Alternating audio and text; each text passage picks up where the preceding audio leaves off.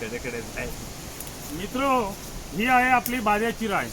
एक लक्षात घ्या की कोकणातील जी देवांची संस्कृती केलेली आहे आणि चाळ्याची जी संस्कृती केलेली आहे, संपूर्ण कोकणामध्ये जवळजवळ 42 चाळे आहेत आणि त्या चाळ्यापैकी असलेला हा बाद्याचा चाळा, त्याचप्रमाणे आमच्या सीमेवर असलेला एक मालोबा चाळा, असे जवळजवळ 42 चाळ्याची संस्कृती ही कोकणामध्येच तुम्हाला संपूर्ण जगामध्ये अशा प्रकारची संस्कृती असलेला असा हा कोकण, आणि कोकणामध्ये अशा प्रकारची तुम्हाला चाळ्याची संस्कृती दिसते.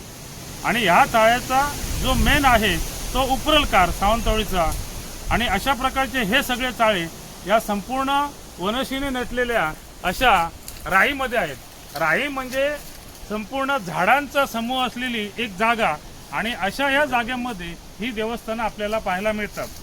सगळ्यात महत्त्वाचं मित्र हो, या देवस्थानच्या माध्यमातून पर्यावरण संस्कृती कशी राखली जाते हे तुम्हाला मी सांगू इच्छितो. अशा प्रकारच्या राई प्रत्येक गावामध्ये आमच्याकडे आता ह्या बादेश्वराचं जे देवस्थान आहे, ह्या देवस्थानकडे एवढी पवित्रता ठेवली जाते की इथे बाकीच्या सगळ्या विधी तर करताच येत नाही, पण थुंकता सुद्धा येत नाही, अशा प्रकारचं पवित्र असं हे ठिकाण आहे. आणि या ठिकाणी तुम्हाला गावापासून जवळजवळ 1-2-4 किलोमीटर जंगलात असलेल्या ह्या ठिकाणी इथे गावात कुठेही काही प्रॉब्लेम असला तरी इथे त्याची सोडवणूक केली जाते, आणि इथे एवढी पवित्रता मानली जाते. आता हा तुम्ही चाळा बघा, या ठिकाणी गावामध्ये कोणालाही जर अडचण आली असेल, कुठच्या प्रकारची अडचण आली असेल, तर ह्या ठिकाणी त्या अडचणीची सोडवणूक केली जाते. गावातील जे गावकरी म्हटले जातात, गावकरी मानकरी, हा जो प्रकार आहे, 7-12 जो प्रकार, 8 जे मानकरांचा जो प्रकार आहे, हा प्रकार तुम्हाला फक्त कोकणामध्ये दिसतो. आणि ते मानकरी इथे येऊन त्याचा जो विषय असेल, त्याचा जो प्रॉब्लेम असेल, तो इथे सोडवण्याचा देवासमोर गाऱ्हाणी करतात, आणि त्या गाऱ्हाणीतून तुम्हाला त्या माणसाची सोडवणूक करायला एक प्रकारचा आध्यात्मिक त्या माणसाला एनर्जी येते, आणि त्याच्यातून तो देव इनडायरेक्टली आपले प्रश्न सोडवतो. अशा प्रकारची मानसिकता तुम्हाला कोकणातील जवळजवळ 48 गावांमध्ये दिसते. आणि अशी ही वनश्री म्हणजे देवाच्या माध्यमातून वनश्री आणि पर्यावरण जपण्याचा एक मुख्य प्रकार तुम्हाला सगळीकडे कोकणामध्ये दिसतो.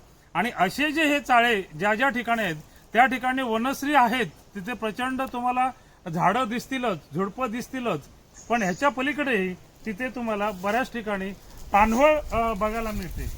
आणि इथे पाण्याचे साठे असतात, आणि वरच्यावर या ठिकाणी तुम्हाला वरच्यावर इथे कार्यक्रम केले जातात, किंवा एक पवित्र वनभोजन असा प्रकार इथे केला जातो, म्हणजे त्याला ब्राह्मण भोजन म्हटलं जातं. आणि ह्या ब्राह्मण भोजनामध्ये गावातील बरेचसे लोक इथे येतात, आणि पवित्र अशा ठिकाणी हे ब्राह्मण भोजन केलं जातं. मित्रांनो, हे पहा, इथे असलेले हे पाणी, अर्थातच आता पण मिनरलचा जमाना आहे, मिनरल वॉटरचा जमाना आहे, आणि अशा मिनरलच्या वॉटरमध्ये आपण जास्त मिनरल पाणी पितो. खरं तर ह्या मिनरल पाण्यामध्ये बऱ्यापैकी प्रिझर्वेटिव्ह असतात. उकळलेल्या पाण्यापेक्षा ते पाणी नक्कीच चांगलं नसतं. पण मिनरल वॉटर हे तुम्ही बघा, हे असलेलं आपलं ओरिजिनल मिनरल वॉटर अत्यंत पवित्र पाणी, याच्यामध्ये कुठल्या प्रकारचे बॅक्टेरिया नाहीत, कुठल्या प्रकारचे व्हायरसेस नाहीत, आणि अशा प्रकारचं हे पाणी डोंगरातून येतं. कित्येक फिल्टर याच्यासाठी वापरले जातात, आणि हे सगळे नैसर्गिक फिल्टर असतात. आणि नैसर्गिक फिल्टरमधून हे तुम्ही पाणी बघा, अत्यंत तुम्हाला आतमधला प्रत्येक दगड, आतमधला प्रत्येक मासा, आतमधला प्रत्येक पान सुद्धा तुम्हाला दिसतं. असं हे अत्यंत शुद्ध असं पाणी हे इथे वापरलं जातं. हे जनरली इकडच्या डोंगरामध्ये काम करणारे लोक असतात, इथे भात शेती करणारी लोक असतात, नाचण्याची शेती करणारी लोक असतात. ही सगळी लोक ह्या पाण्याचा वापर हे पिण्यासाठी करतात. त्याचप्रमाणे ब्राह्मण भोजनाचा ज्यावेळी कार्यक्रम असतो त्यावेळी सुद्धा हेच पाणी मिनरल वॉटर, हे नॅचरल नैसर्गिक मिनरल वॉटर हे पिण्यासाठी आणि कार्यक्रमासाठी आणि जेवणासाठी वापरलं जातं.